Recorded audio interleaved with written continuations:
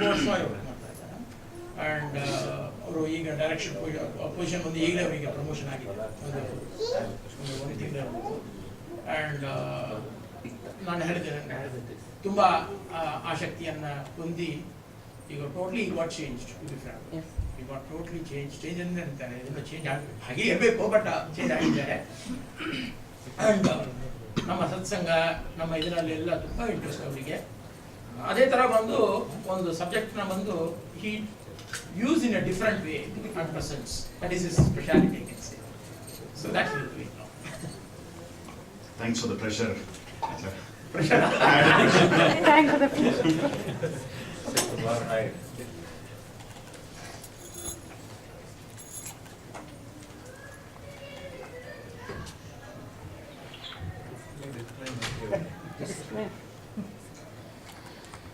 So, first thing is, this talk will be in English because as a Marathi speaking person from Tamil Nadu, thank you. I was hoping for more claps, but so my command of conversation Kannada is rather limited, so I'm going to talk in English. I know it's probably not appropriate for this forum, but due to my lack of knowledge, I'll have this in English. The second is, if you look up the word layman in a dictionary, you will probably see my name in it, in terms of Madhva Shastra. I mean, I'm at the bottom of the barrel in terms of understanding the Shastras and you know, the time I've spent here. So this is through my lens. So when you go through this, so think about this as how I'm viewing this. I'm viewing this from a layman's lens. So then it will probably, you know, you will be more forgiving than if you view it from your lens. So before I get started, I want to offer my Sashtanga Namaskara and Pranam to Satyatma Tirtharu. I wouldn't be here without him, and you know, I think my life has been one of his thousands of miracles. I think my life is one of the miracles, so I want to first offer my Namaskara to him before I get started. So the topic that I'm going to talk about is how to keep the sadhana scoreboard moving. So it's a little, I guess it will be a non-traditional way of you know, presenting this, and hopefully with a little you know, light, humorous way of looking at the topic. But that doesn't take away from the depth of the topic or the importance of the content. I'm just trying to present it in a way that I think makes sense to me. So that is the approach. So when you think about this question, right, what prevents most people from getting into the sort of a Madhva way of life? I mean, this is, you know, I've been through this, I'm sure many people are going through this. So this is a very an important question for us to ask. Why are people not getting into this as much as they should? First thing is, it looks very daunting. I mean, it's not an easy philosophy to follow. It's not an easy way of life to follow. So it's quite daunting. So people look at it and say, oh my, they are at the base camp and they look at the peak and say, I don't think this, you know, I can make this. So, you know, let other people do it, but I'm going to be here, right? The other thing is, they have a view that they have to hit a sixer for every ball, and you will understand what I mean by this as I go forward. So their view is, this is something where, you know, every ball you have to six, otherwise, you know, it's not worth playing. So they think it's an all or nothing, right? So instead of, because of that, they just sit in the stands and then watch it, because they think if they have to play, they have to hit six for every ball, and since they can't do it, they say, I would rather watch the game from the pavilion, right? So this talk is mainly for these people. So there are many learned people and, you know, people, very senior people are here. So this is not for you, obviously. This is for people like me who are sitting and watching the cricket from the stands. So what is the result of doing this? Basically, our sadhana score will always remain zero, right? The scoreboard never moves because we are always watching the game. We don't participate in the game, right? So, but it doesn't have to be like that. Again, I don't know if you ask me, is there a pramana and all those things, I don't know all these things. This is just my view of this, that I feel that it doesn't have to be like this. It doesn't have to be all or nothing. So is there a middle ground? Is there something we can do? Instead of doing, the ultimate, is there something we can do towards that? So in cricket, as you know, runs can be scored in singles. So you don't have to hit six every time. You can also score the run in singles. And every run counts, because every run you make goes into the scoreboard, right? It doesn't go waste, regardless of how you get the run. It's still valid. And the beauty of this is these scores carry over from one match, that is one life, to the next life. Unlike in the regular game, where at the end of the game the board is reset, here the advantage is that the scores carry over. So now I'm going to go into some examples of what I'm talking about. This is not meant to be a complete list, but just as a sampling, so that you get an idea of what I'm trying to illustrate. So when you're facing this delivery called Ekadashi, right? Just googly for some, bouncer for some, and for some people like me, I can't even see the ball, it's going so fast. So obviously the right thing to do, the best thing to do is to hit a 6 for this, which is to do like complete Nirjala, right? There's no debate on that, and I'm not arguing that's the right thing to do, and obviously that's what we should do. But my plea to you is, or my contention is, okay, if you're not able to do this, can you score singles? Right? What does that mean? First, recognizing that, okay, today is Ekadashi, and you seek, the Lord's forgiveness that, I'm not able to do it the way that you wanted me to do. I'm sorry for that. At least, let me, try to do it next time, or put me in the path where I can do it, and so on. So this is a point. To me, this is a single, something you can do. Now, again, learned people are there. You can debate about this later on. But again, like I said, this is just from a layman's perspective, right? Then the other things, right, probably not eating outside, not eating rice, not eating cooked food, taking only water and juice, taking only water, and so on. So, how much ever, depending on what you're able to do, and, and so on, you can do that. So again, the idea being, instead of doing nothing, instead of not even knowing that it's an Ekadashi day, and you're out somewhere in a restaurant and so on, okay, is there something we can do to move the needle forward, right? So that is kind of the point. I hope I'm able to, you're catching my, my drift here. So similarly, the next delivery we face is, puja, right? Obviously, the 6 or the right way to do is to do it, the right way and the full way. We've seen Acharya do it in the morning. But how many of us are able to do that at this point, right? So again, if you're not able to hit that 6, are there opportunities to take singles? Again, remember, one run on the scoreboard is better than 0, right? So what are the singles that you can potentially take in this bucket, right? First, having a puja room and a puja area. I mean, this sounds so, fundamental, but we have seen people who have, 5,000 square feet homes and so on, and you look around, you ask them, where's your puja room? They open a tiny shelf and say, this is my puja room, right?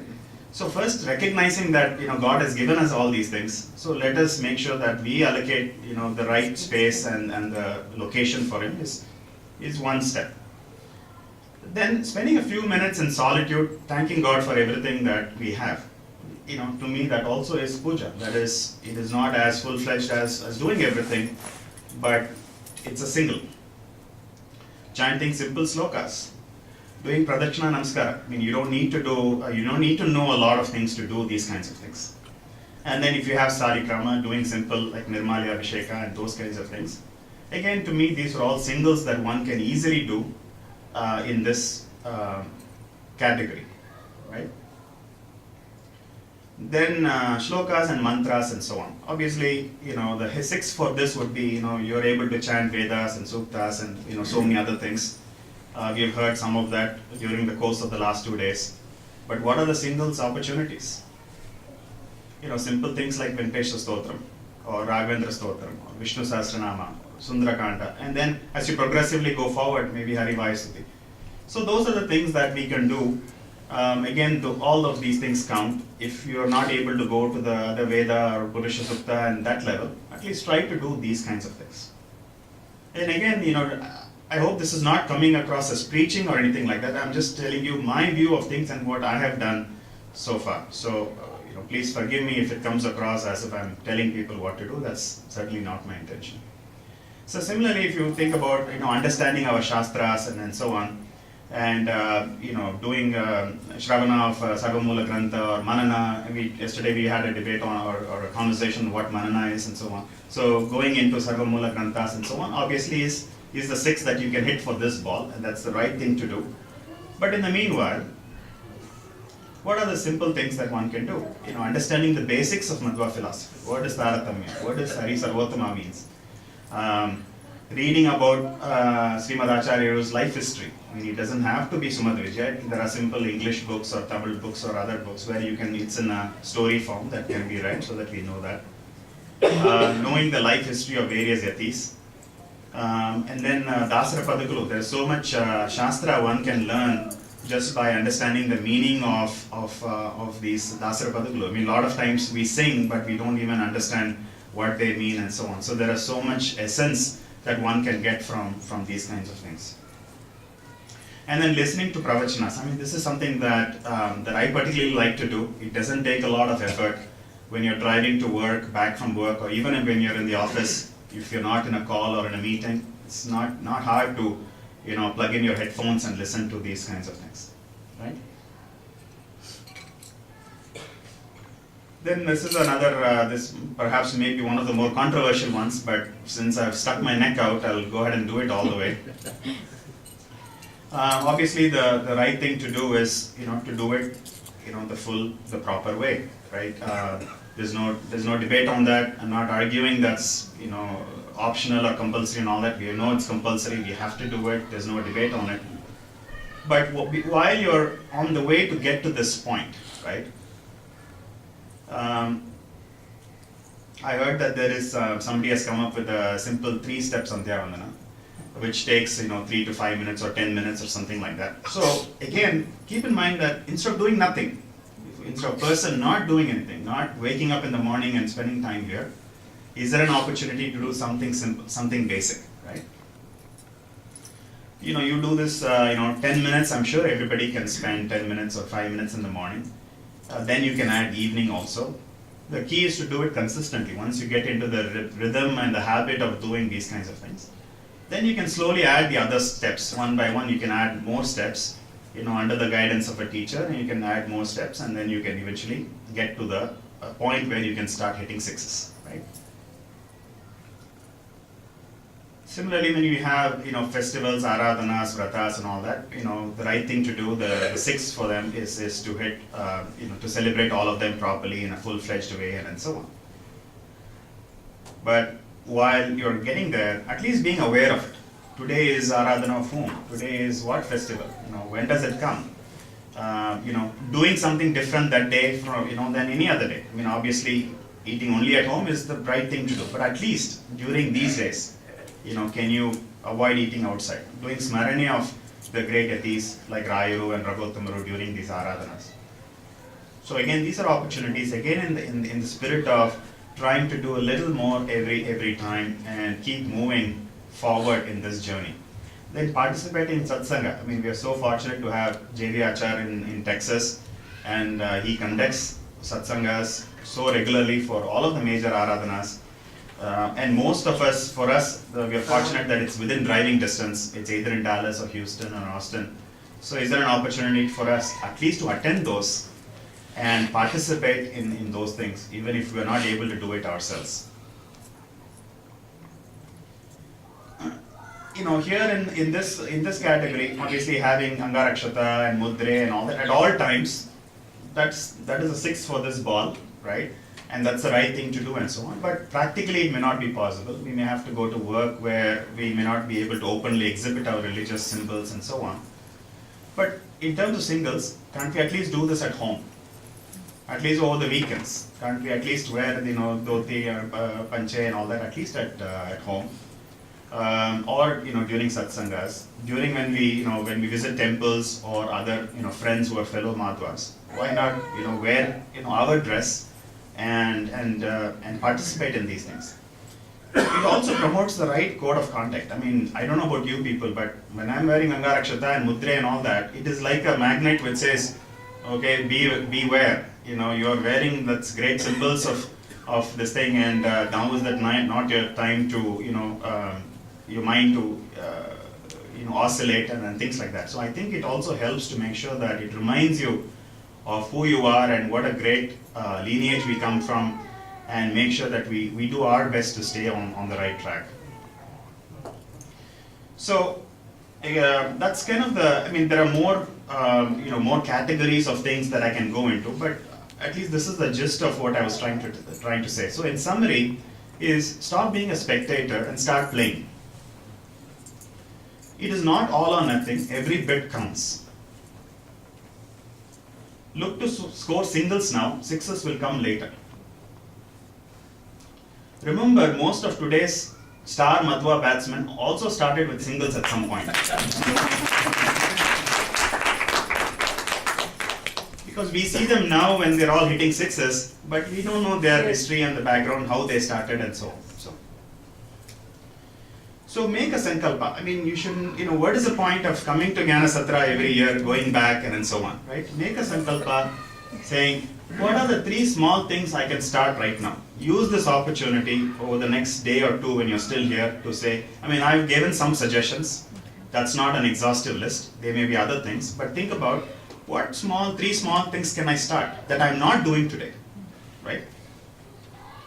And think about where do you want to be by the time of the next Jnana Satra. At work we have yearly plans, quarterly plans, monthly plans. At home we have financial plans. In 5 years I want to hit this this figure salary and so on. But where is the plan for this? Where is the roadmap for this? What are our goals? Where do we want to be a year from now? Right? So do we want to be at the same point every year when we come here, except that we are older by a year and a few pounds heavier and more balder? No, right? So where do we want to be next year at this time? So think about that and start to work backward from there and saying, okay, in 12 months from now, if I want to learn these things or be at a certain point, how can you work backward and say, what do I need to do to get started?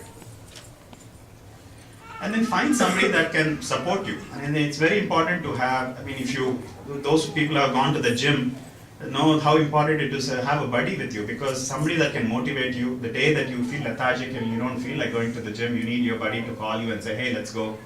And if the weight is too heavy, somebody to help you lift it and so on. So find a buddy that can support you. That can be your spouse, that can be your sibling or your friend or anybody. But in my personal view, I think having that buddy to be with you, to help you in this journey is quite helpful. So finally, keep the sadhana scoreboard ticking. So that's the goal of our life, and that is kind of the key message I wanted to say is instead of it being 0, instead of you not playing and looking to hit at 6 at every ball, score singles, do small things, and try to get more runs on the scoreboard. Krishna Arpanam.